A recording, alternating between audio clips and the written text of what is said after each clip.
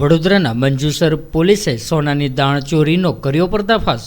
દુબઈથી મોજામાં 1.81 કરોડનું સોનું છુપાવીને લાવતા 3 શખ્સોને ઝડપી પાડ્યા, જેમાં 1 કિલો 800 ગ્રામ સોનું લાવીને અમદાવાદ એરપોર્ટ ઉપર ઉતરીને વડોદરા અમદાવાદ એક્સપ્રેસ હાઈવે પરથી સાવલી તરફ ઉતરતા હતા। તે સમયે મંજુસર પોલીસે બાતમીના આધારે ઝડપી પાડ્યા હતા। ત્યારે સોનાનો પાવડર બનાવીને પગના મોજામાં સંતાડી દેવાયો હતો। ત્યારે પોલીસે સોનાના પાવડર સાથે દારૂની બોટલો અને સિગરેટનો જથ્થો પણ કબજે કર્યો હતો।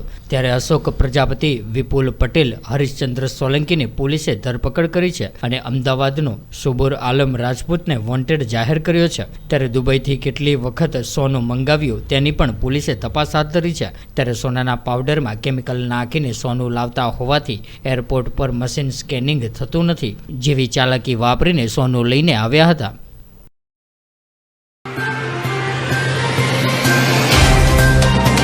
तो व्हाट्सएप, ट्विटर, फेसबुक, इंस्टा जहाँ भी आपका अकाउंट है, इसे शेयर बटन के द्वारा वहाँ पर शेयर करें।